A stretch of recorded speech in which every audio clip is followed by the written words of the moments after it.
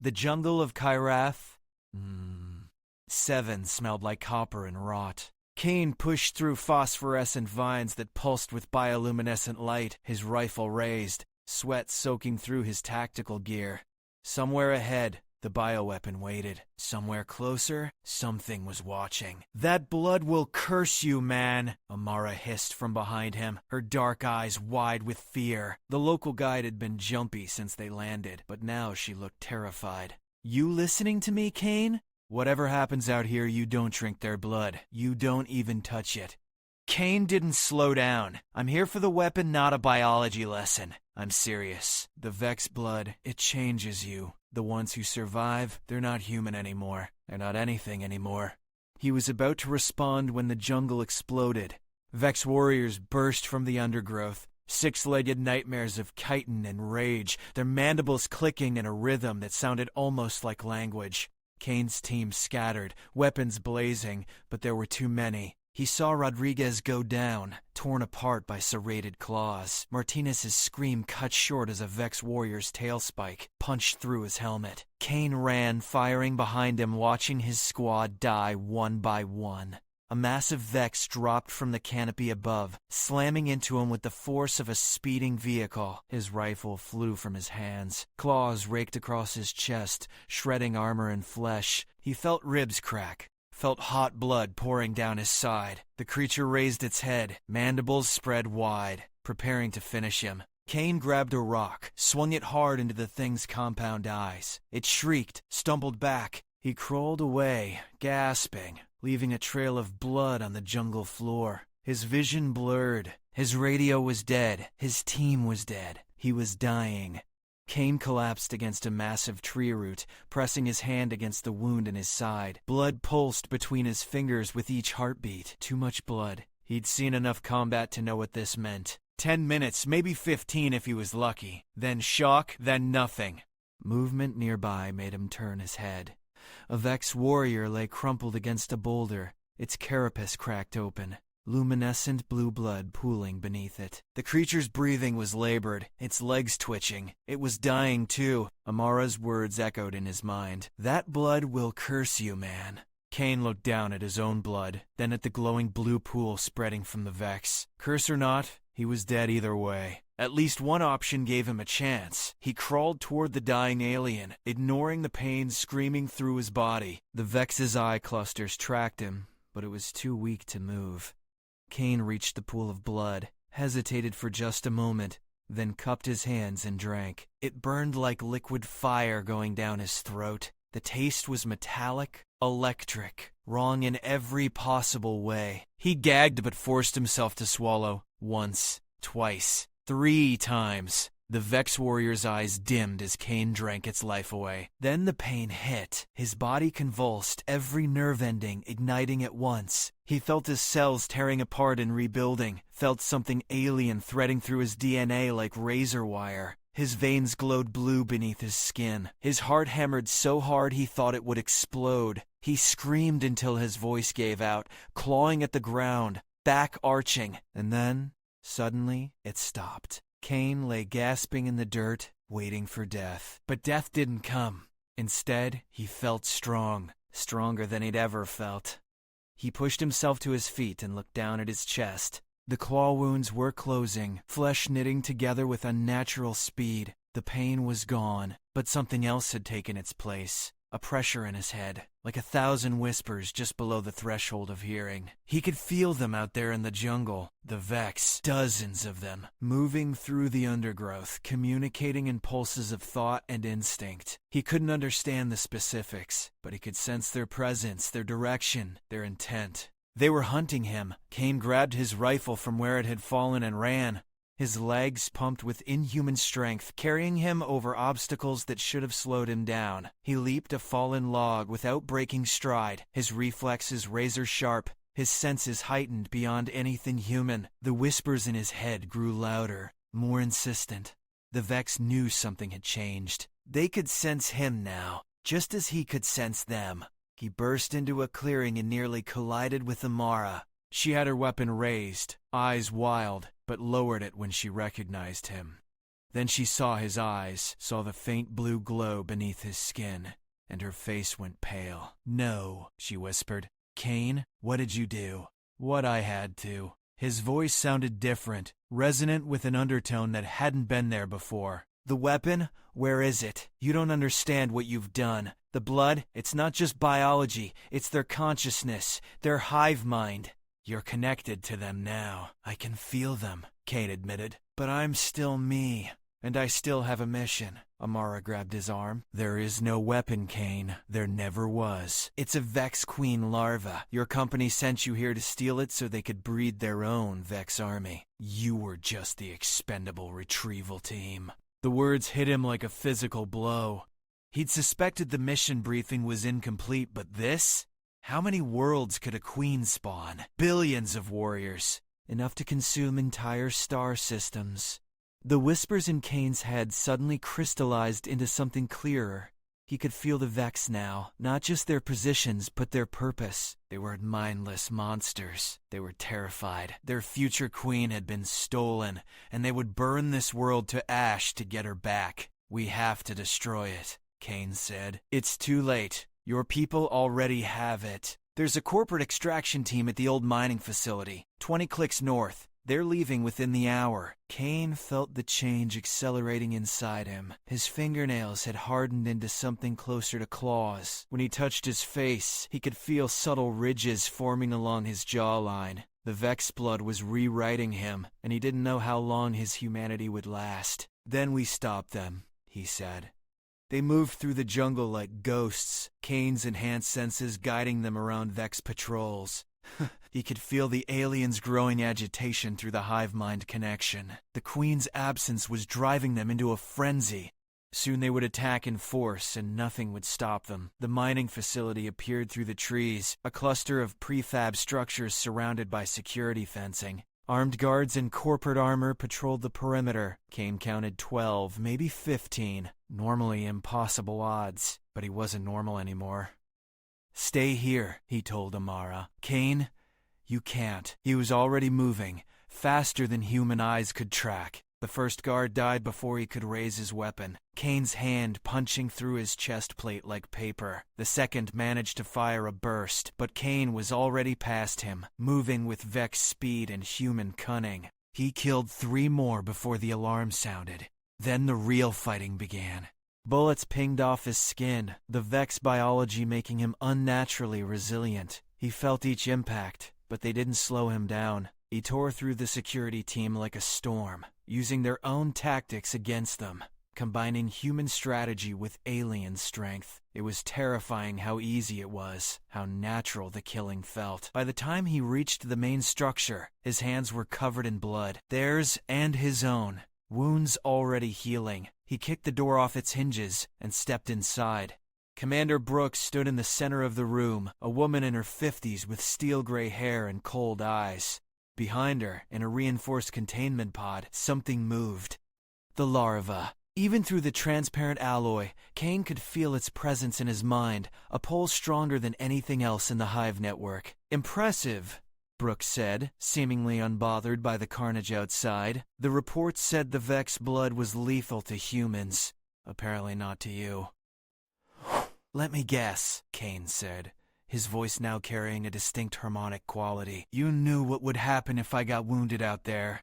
"We hypothesized. Humans with Vex abilities would be quite valuable. The metamorphosis is usually fatal, but the few who survive become something remarkable, like you." She smiled. "I'm prepared to make you a very generous offer, Kane. You're planning to weaponize them, to breed them, to control them. With the right genetic modifications, we could create armies that would make human soldiers obsolete. No rebellion, no desertion, just perfect obedience. And with someone like you to bridge the gap between species, we could..." The building shook. Outside, the jungle erupted with Vex war cries. They'd found the facility. Brooks's composure finally cracked. "Impossible. Our stealth field should have..." "They're not tracking your technology," Kane said. "They're tracking her." He gestured to the larva. "And me." The walls exploded inward as Vex warriors poured through. a tidal wave of chitin and fury. Brooks's remaining guards opened fire, but there were too many. Kane felt the hive mind screaming in his head, felt the collective rage of thousands of Vex focused on this single point. And beneath it all, he felt something else. A presence vast and ancient, moving toward the facility with terrible purpose. The Queen, the mother of the hive, coming to reclaim her stolen child. Kane moved on instinct, grabbing Brooks and throwing her aside as a Vex warrior lunged where she'd been standing. The creature turned on him, mandibles spread, then stopped. Its compound eyes fixed on him, and through the hive mind, Kane felt its confusion. He was human, but he was also Vex. He was other. More warriors flooded in, surrounding him, but none attacked. They could sense what he was becoming, and it paralyzed them with uncertainty. The pressure in Kane's head built to an unbearable level. His skin rippled, chitin plates beginning to form beneath the surface. He could feel his human thoughts fragmenting, dissolving into the collective consciousness. He was losing himself, becoming just another node in the hive. Then Amara was there, firing her weapon at the containment pod. "Kane, if you're still in there, help me." Her voice cut through the mental fog. He was Kane. He was human. He lunged forward, adding his inhuman strength to the assault on the pod. The alloy cracked, then shattered. The larva inside writhed, no bigger than a human child, but radiating psychic pressure that made his head throb. Through the hive mind, he felt the Queen's response. She was close now, so close. She would be here in moments, and when she arrived, she would take her child and kill every human on this world. Unless he stopped her, Kane reached into the shattered pod and grabbed the larva. Its skin was warm, pulsing with potential life. Through their connection, he could feel its future, could see the billions of warriors it would spawn, the worlds it would conquer. And he could feel the Queen's love for it, fierce and absolute. "You can't kill it," Amara said, reading his expression. "If you do, they'll never stop hunting us. They'll follow us across the galaxy." "I know," Kane said. He looked down at the larva, felt its heartbeat synchronizing with his own through the Vex blood in his veins. An insane idea formed in his mind, so impossible it might actually work. He brought the larva to his mouth and bit down. The creature's blood flooded his system, and this time the transformation was cataclysmic. He felt the larva's genetic information merging with his own, felt the Queen's consciousness screaming in rage and horror as her child dissolved into him. His body convulsed, bones reshaping, organs multiplying. His entire being caught between three different forms of life. The Vex warriors went berserk, attacking anything that moved. Amara dragged Brooks toward the exit as Kane fell to his knees, his body a battlefield where human, Vex warrior, and Vex queen fought for dominance. He should have died. By every law of biology, what he'd done should have killed him instantly. But something in his human DNA, some stubborn refusal to surrender, held on. He forced the transformation to stabilize, to merge rather than replace. Chitin plates erupted from his skin, then receded. Extra limbs sprouted and withered. His mind expanded to hold impossible amounts of information, then compressed it down to something he could process. When he finally stood, he was something new, something that had never existed before. The facility wall exploded as the Queen entered. She was massive, easily 3 times the size of her warriors, her carapace gleaming like polished obsidian. Her presence in the hive mind was overwhelming, a psychic weight that would have crushed a normal human's consciousness. But Kane wasn't human anymore, and he wasn't Vex either.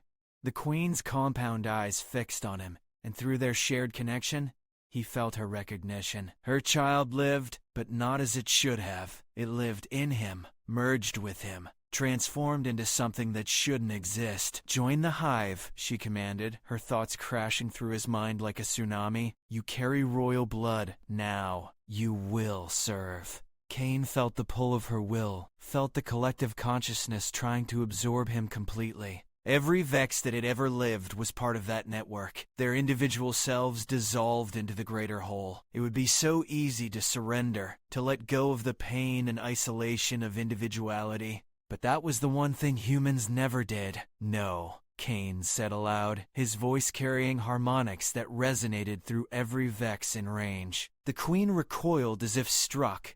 In the entire history of the Hive, no Vex had ever refused a direct command. It was impossible. It was unthinkable. Kane felt the connection between them, the bond created by the blood he'd consumed. He could feel her attempting to override his will, to force compliance, but the human part of him, the stubborn, independent, gloriously defiant human part, refused to break. He pushed back against her consciousness, not with Vex power, but with human determination. He showed her Earth, showed her humanity's history of resistance against impossible odds, showed her that humans would rather die than be controlled. The Queen's rage filled the Hive mind. If he would not join, he would be destroyed. She called her warriors to attack, hundreds of them converging on the facility. Kane ran, grabbing Amara and Brooks, his enhanced strength letting him carry both. Behind him, the facility exploded as Vex warriors tore it apart. He sprinted through the jungle, faster than any human could move, the Queen's fury driving the entire Hive into a killing frenzy. But he could feel them in his mind, could predict their movements before they made them. He dodged left as warriors burst from the undergrowth, where he would have been. He leaped over a concealed pit trap that the hive mind had set. He was connected to them, but he was not controlled by them, and that made him the most dangerous thing on this world. They reached Amara's emergency shuttle just as the Vex surrounded them. Kane threw both women inside and turned to face the horde. Hundreds of warriors, with more arriving every second. The Queen herself emerged from the jungle, her psychic presence like a hammer against his mind. "Surrender," she commanded. "You cannot fight us all." Kane felt the human part of himself growing stronger, even as the Vex DNA tried to pull him toward obedience. He thought of every human who'd ever faced impossible odds, every soldier who'd held the line, every person who'd chosen death over slavery. "You're right," he said to the Queen. "I can't fight you all, but I don't have to." He reached deep into the hive mind, using the connection that the royal blood had given him. He couldn't control the Vex, but he could show them something they'd never seen before. He projected his memories of choice, of free will, of individuals making their own decisions. He showed them what it meant to be human.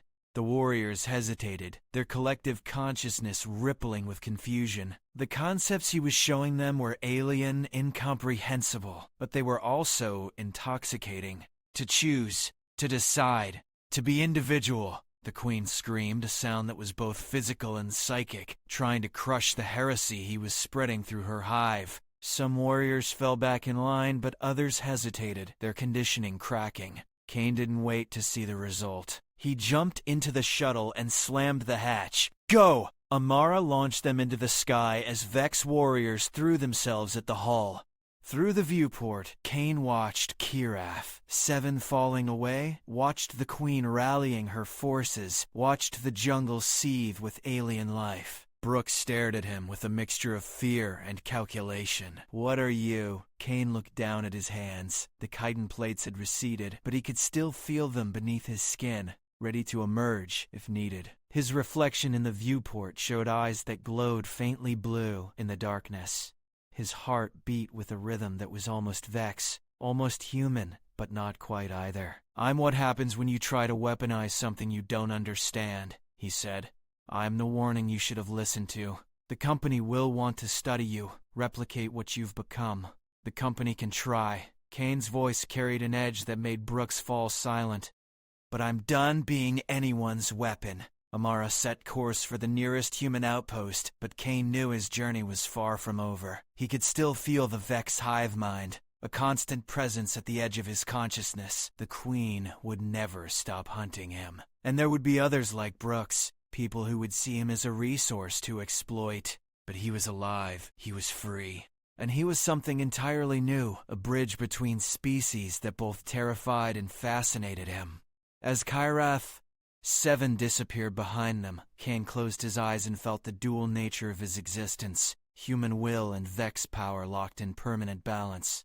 Amara had been right. The blood had cursed him, but it had also made him something no one could control. And that, Kane thought with a grim smile, was the most human thing of all.